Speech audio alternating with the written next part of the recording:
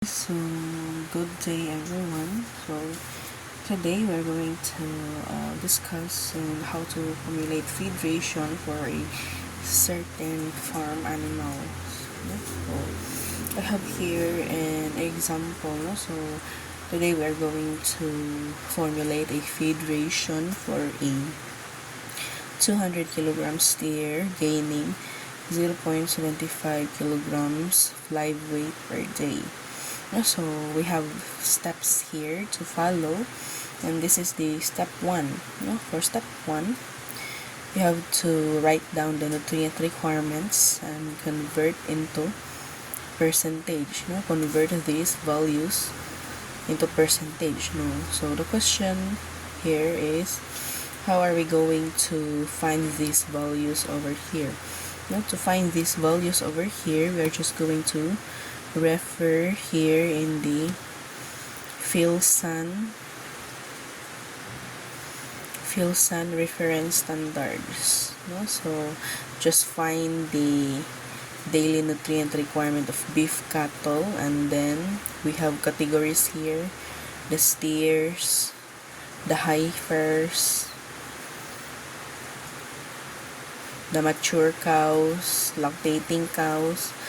So since steers ito ang gipangita, then ay puta sa steers with 200 kilogram body weight gaining 0.75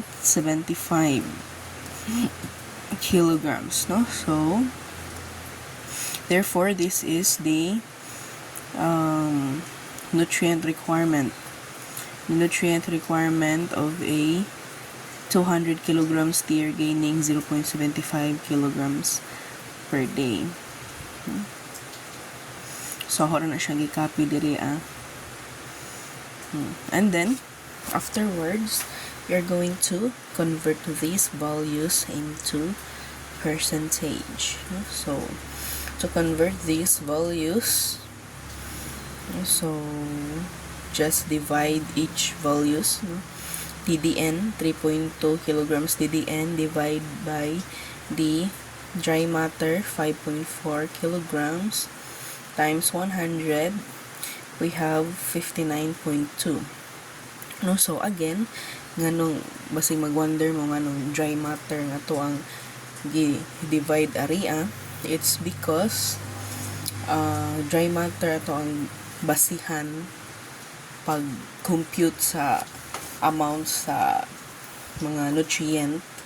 It's because dira mostly makuha ang mga nutrients, dira mostly makuha or dira mostly ma-obtain sa mga animals ang nutrients. So mo nang ang dry matter nga to ang basihan. Kay kung apil ang moisture, maglisod man ta og satisfy nga na maglisod man tag satisfy sa requirement ni steer. Kay apil man ang timbang sa moisture or sa water. Ang water is lahi man na siya sa ubang nutrient assay.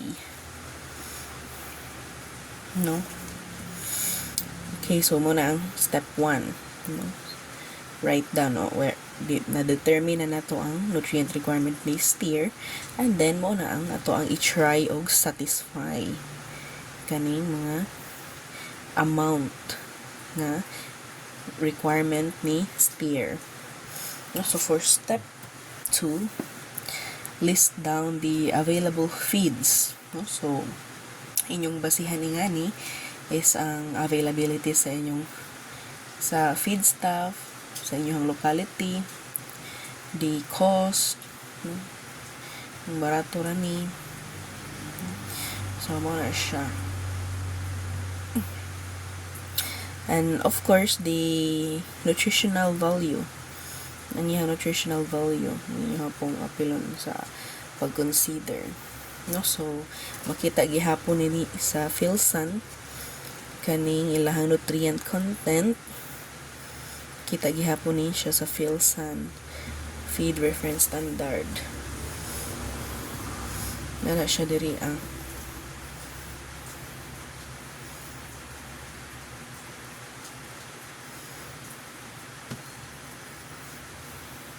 Since Napier is a forage, then adto po to sa forage. Magtanaw.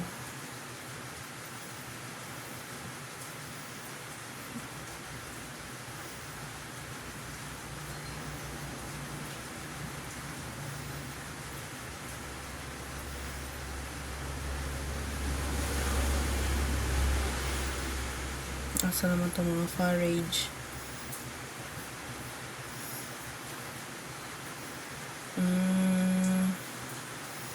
Forage.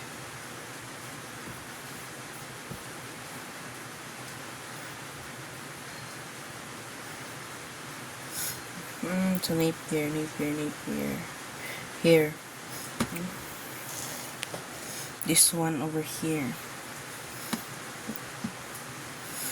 So, ako na siya gi-copy dira. So, makita na siya. Kita na siya sa Fields and Feed Reference Standards. So, for step 3, we're going to calculate. So, atong i-calculate if the Napier alone satisfy the TDN requirement. Atong i-check if Napier alone can satisfy the energy requirement of the steer, no? So nganong TDN man ato ang gamiton sa pag-check, it's because a large portion of the nutrients from the feedstuff will be used for energy, no? So kung dili ra ma-satisfy, kung energy pa lang gani daan, energy requirement pa lang daan, dili na ma-satisfy sa usa ka feedstuff, then that feedstuff will be inefficient alone, no? Inefficient sa ato ang farm animals, no? So to calculate, no, just use again the dry matter kay mo na atong basihan times the TDN of the Napier, divide 100 to cancel out the percentage, then we have 2.97 kilograms TDN. And since the amount of TDN from Napier is less than the requirement, which is 3.2, so a concentrate could replace part of the Napier as an energy source. Assuming rice bran is available and cheap, the proportion of Napier and rice bran are calculated as follows, no? So since nagkuwang man si Napier, then atong punan, no? Atong punan ay wa man makasatisfy, then we could use a concentrate. To fill in the kanang lackings ni Napier. No, so to calculate, ari na ta maggamit ni Pearson square method, no? So this one over here is the TDN requirement, no? TDN requirement of steer, and then the TDN of Napier, and the TDN of rice bran, no? So just subtract it diagonally, then we have a answer here: 19.8 parts of Napier, 4.28 parts of rice bran, over 24.0 total parts, no? So I hope familiar na mo yung Pearson squares because I already discussed it.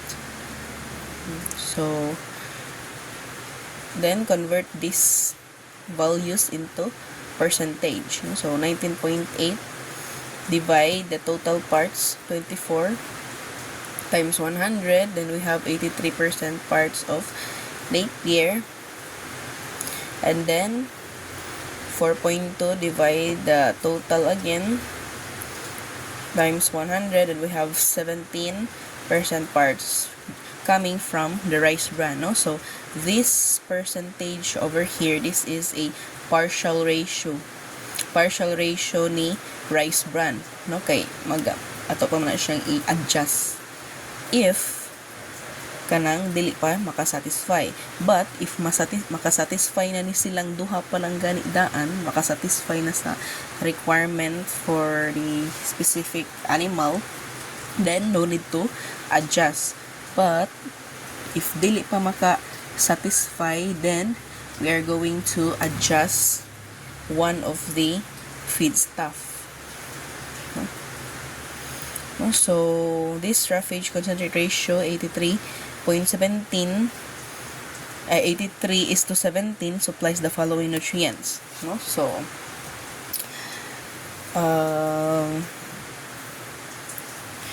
83% Napier times 5.4 kilograms dry matter per day, divide 100, then we'll have 4.5 kilograms dry matter coming from the Napier, no? So this is the dry matter na mak-contribute ni Napier sa kanang mag-contribution ni Napier aron ma-satisfy ang kanang nutrient requirement ni steer kaning 4.5, no? So asa ni nato ikuha ning 83% mo ni atong gi-balance gamit ang Pearson square times the dry matter requirement ni steer, divide 100 to cancel out the percentage, then we'll have 4.5 kilograms dry matter na contribution gikan ni Napier, no?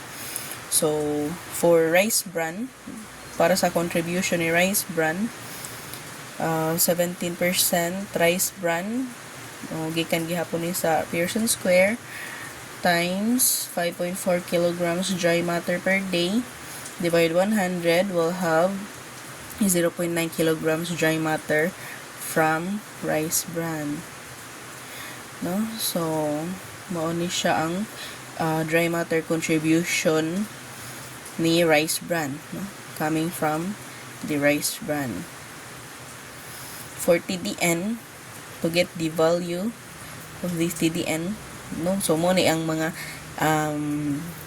amount of nutrient of each nutrient assay nga mai-contribute ni Napier, no? So si Napier maka-contribute og 2.5 kilograms of TDN sa kanang requirement ni steer.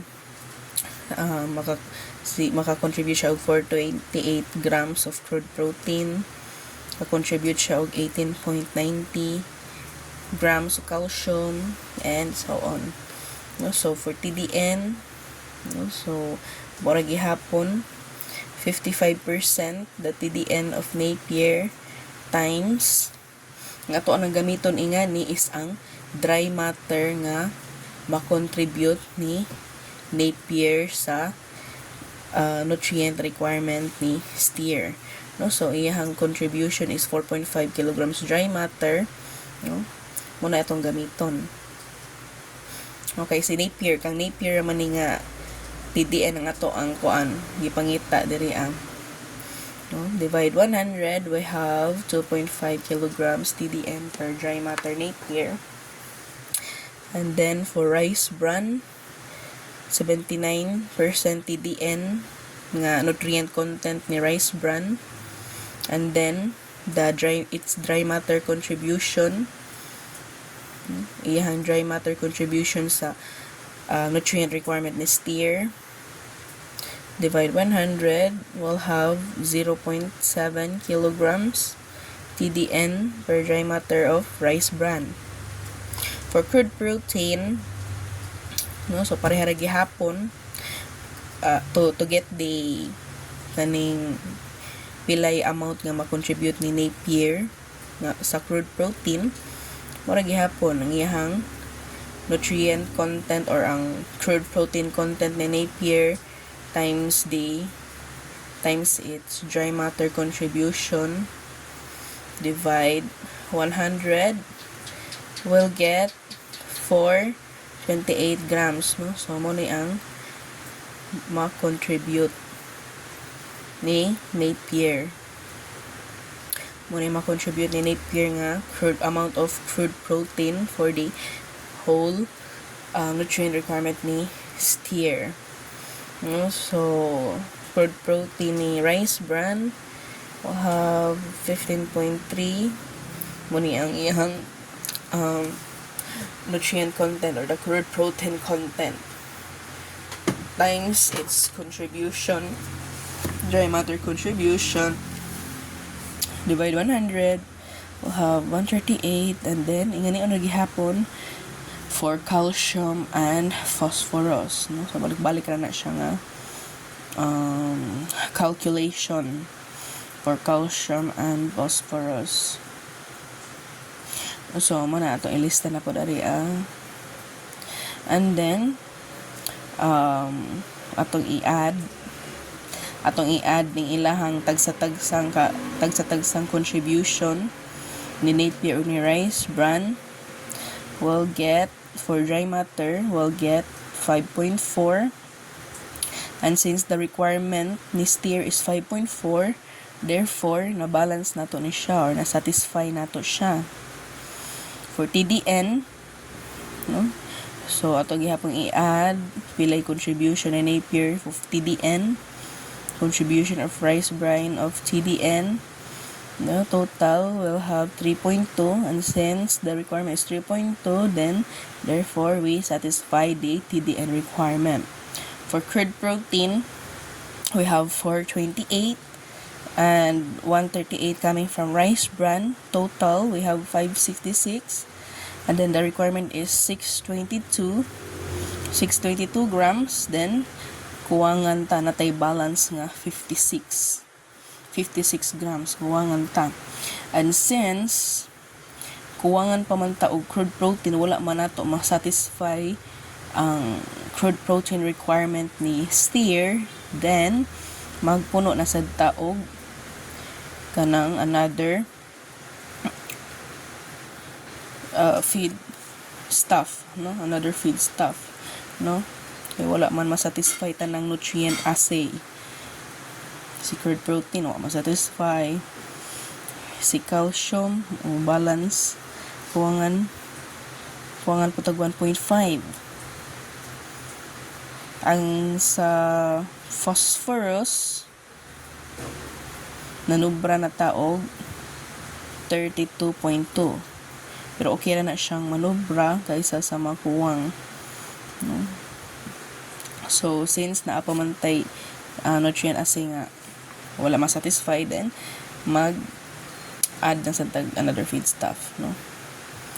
So, the balance in crude protein of 56 grams per day can be satisfied by replacing part of rice bran with ipil-ipil leaf meal. No, the combination of rice bran and ipil-ipil leaf meal should supply 21.6% calculated as follows. No, so over here si Napier dili na nato kinahanglan nga hilabtan ni si Napier. Okay na nang iyahang contribution dira. Ang ato ang minusan or ang ato ang punan is the rice bran, no? Minusan kasi naglibog mo, minusan in a sense nga atong kuhaan there are some percentage nga atong ma-divide ni kaning 0.9, ma-divide ni siya, no? Kay ato man pong apilon ang contribution ni ipil-ipil leaf meal, no? So mo na ma-minusan in a sense, and maadan in a sense nga nay ma-add nga feed stuff sa feed ingredients, no? So mo na ang pasabot. So to get the percentage of the rice bran and ipil-ipil, ato sang kuhaon kung pila ang crude protein nga kinahanglan natong i-satisfy aron ka-contribute or aron ma-achieve ni nato ni 56 grams, no? So Itong gamiton ang 622 grams 622 first we're going to determine kung pila ang grams of crude protein ang kinahanglan bahino nato ni rice bran o ni ipil-ipil leaf meal, no? So to get that, ato nang i-minus ning 428 grams crude protein from Napier grass to the 622 grams crude protein requirement ni steer, no? So ang mahabilin, we have 194 grams crude protein. Then kani mo ni ato ang bahinon coming from rice bran, mo na itong bahinon para ni rice bran og ni ipil-ipil leaf meal, no? So this one over here is from Napier grass and this one over here is from the rice bran and ipil-ipil leaf meal, no? And then we're going to convert this into percentage, no? So to convert this into percentage, just use this one, no?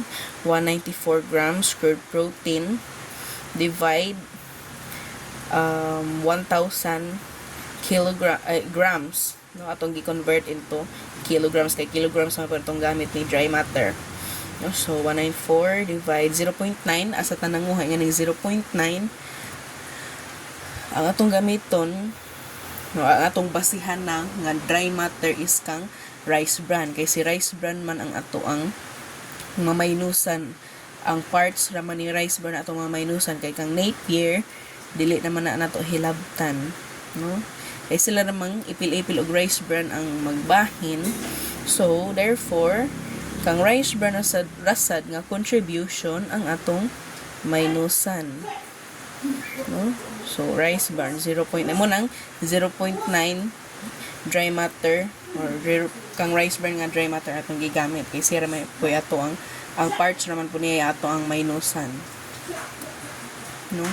Or ato ang hatagag bahin si ipil-ipil leaf meal ba times 100 will have 21.6% crude protein, no? So aron masatisfy ni nato, we're going to use the Pearson square method again, no? So ato ning butang ang value nga ato ang ganahan i-satisfy.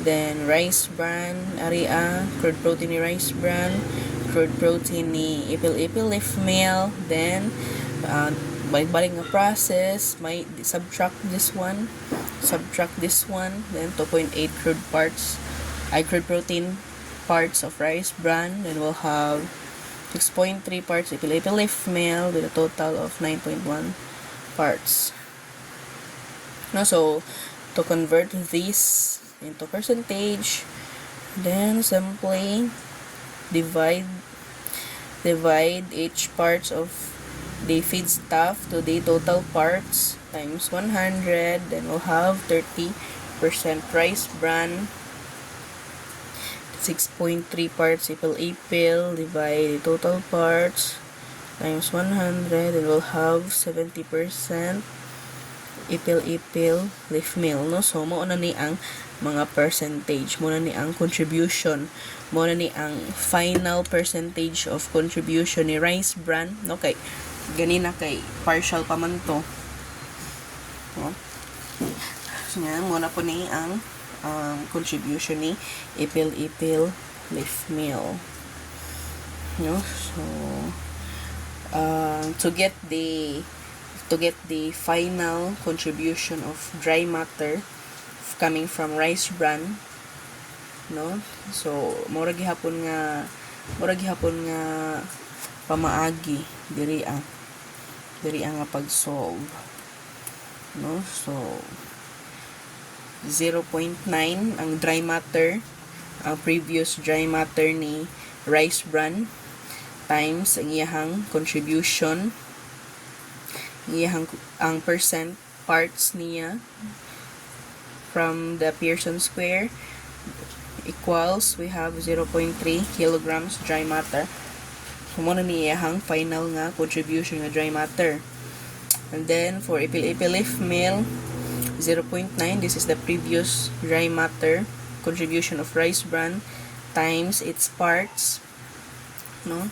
Ipil-ipil leaf meal parts coming from the Pearson square katotong gi-balance gani ha, equals 0.6 kilograms dry matter from ipil-ipil. So mao na ni ang dry matter contribution ni ipil-ipil leaf meal, no? So ato na siya ibutang diri rice bran 0.3 dry matter mo yang bag-o nga contribution nga ipil-ipil 0.6, no? Bali mura ragug atong gibahin ba, mura rag atong gibahinan o contribution si ipil-ipil, no? So mura to process to determine og pila poy bahin ni ipil-ipil, no? So mura nga na ba nga concept, no? So add the 3, we have 5.4, no? Masatisfy na to siya for TDN. Mura gihapon ni nga ingani una gihapon nga process. Sige, ako na lang discussan in detail, no? Okay, so to explain in details, no? So as I have said, pag-solve nga ning atong ilahang final nga value contributions, no? Ilahang mga contributions again parihara gihapon ingani nila, no? So for the final dry matter contribution of rice bran, no? So simply the dry matter, no? The previous dry matter times the percentage from this Pearson square kanang ihang bag-o nga parts. We have 0.3 kilograms dry matter coming from the rice bran as well as 0.6 kilograms dry matter coming from our ipil-ipil leaf meal. Now, so to solve for the TDN contribution coming from rice bran, kanang iyang bag-o nga contribution, simply use the bag-o nga dry matter contribution ni rice bran times the TDN value ni rice bran. Dara 79%. Asara to. Na divide 100 will get 0.2 kilograms TDN per dry matter of rice bran. And for ipil-ipil leaf meal, parihara gihapon, we'll use the dry matter contribution ni ipil-ipil leaf meal, which is 0.6 kilograms times kaning ihang TDN value from the feed reference, from the Philson feed reference, which is pila 67 kani this one. Okay, no? So divide 100 to cancel this percentage out, then we'll have 0.4 kilograms of TDN per dry matter of ipil-ipil leaf meal.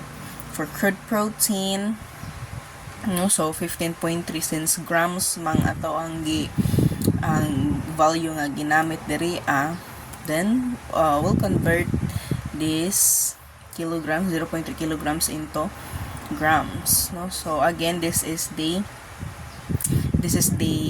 crude protein value of rice bran nga atong nakuha from Philson, no, times 300 grams nga dry matter, no, ang bag-o nga dry matter contribution ni rice bran. Divide 100, we'll have 46 grams crude protein per dry matter rice bran. Pareha ni ipil-ipil leaf meal, 24.4% crude protein nga value nutrient content ni ipil-ipil times 600 to iyang dry matter contribution.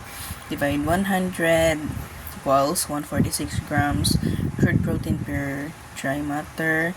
For calcium, mao po ni ang ang value sa calcium ni rice bran nga ito nakuha sa Philson times 300 grams dry matter no, katong iyang bag-o nga contribution of dry matter divide 100 will get 0.2 grams calcium per dry matter of rice bran, no? So ingatoon lang to siya class, no? So mo ni ang iyahang mao na ni ang mga value or mga contribution coming from rice bran and leaf meal, no? So therefore in a whole mixture of feeds, no, so to satisfy the nutrient requirement of the steer, no, so dapat na sila ingani nga mga amount, no. So simply list down sa ilang table. Let's check if na-satisfy ba nato ang nutrient requirement ni steer. For dry matter, no, so i-total nimo ang tulo. 4.5 dry matter from Napier, 0.3 dry matter from rice bran, and 0.6 kilograms dry matter from Ipil, total 5.4, and the requirement is 5.4. Then therefore, we satisfy the dry matter requirement of a 200 kilogram steer gaining 0.75 live weight per day. For TDN, no, so we have 2.5 kilograms TDN coming from Napier, 0.2 kilograms from rice bran, and 0.4 kilograms from Ipil. We'll have 3.1 total, and the requirement is 3.2, no, so wangan taog 0.1. But okay ra na siya nga magkuwang taog mga ginagmay lang, no, so 0.1 as long as dili mo lagpas, so 10 or above, or kanang mga maobtang mga 50, 20, no, so kinahanglan pa na nato og magpuno na pud taog laing feed ingredients if ever that happens, no, kung kuwang pareha ganiha nga kuwang ni curd protein kay 56, no, so medyo dako pa siya. That is why nagpuno pa taog laing feed ingredients, no. So since kani mga 0.1 or mga 2 naman lang kuwang, so okay na siya, no. So add the contribution of each kanang sa ni feed stuff, then na siya ato i-compare og na ano ba na-satisfy ba na to. So na-satisfy, no, si calcium ug si phosphorus, no, so medyo ning lagpas taog gamay, but it's also kanang fine, no, so mas maayo nang magsobra kaysa magkuwang. So now to determine kung pila ka kilograms of Napier in as-fed basis, no, as-fed basis meaning naanay apil na ang timbang ni moisture, no. So to determine pila ka kilograms of Napier in as-fed basis, ang atong kinahanglan to satisfy the nutrient requirement aron makakuha ni siya, aron makakontribute ni siya ingani nga amount in each nutrient assay, no. So ingani na to siya pag solve, no? So 4.5 kilograms dry matter, no, kani nga 4.5 kilograms dry matter iyang contribution times iyang percent, no, iyang nutrient content nga atong nakuha from Philsan. I delete dito time, sorry. It's divide, no, so 22% dry matter ni Napier, or 22% dry matter ang iyang content, no. For this is a 56-year-old nga Napier grass. So divide 4.5 kilograms divide 22 times 100, wala nabot nga 100 ari times 100 is equals to 20.5 kilograms. So therefore we need 20.5 kilograms of Napier no, fresh napier, no, kay apil man ang moisture content na ingani or ang kilo sa ganay water, no, ang timbang sa water ing ani mo nang pwede siya as fresh, no, and as fed or fresh meaning sa as fed with the timbang sa water, no, yeah. So we need 20.5 kilograms of napier, no, sa feed mixture to obtain this kaning mga values, no, aron maka-provide siya og values inganing diri for the kanang feeding sa steer to satisfy the nutrient requirement of steer. For rice bran, no, 0.3 kilograms dry matter divide its kanang percentage dry matter from Filsan will have 0.34, no, so therefore we need 0.34 kilograms of rice bran to provide this amount, these amounts to the nutrient requirement of steer. Ipil-ipil, 0.66 kilograms. No? We need 0.66 kilograms of ipil-ipil to provide these values over here to satisfy the nutrient requirement of a steer. So, nga na siya. So, na-determine na nato kung pila ka kilograms ang atong kinahanglan in each feedstuff aron masatisfy na to ang nutrient requirement ni steer, no? So nang lapas pa gani ni dire but that's fine. So that's all, class. Thank you for listening.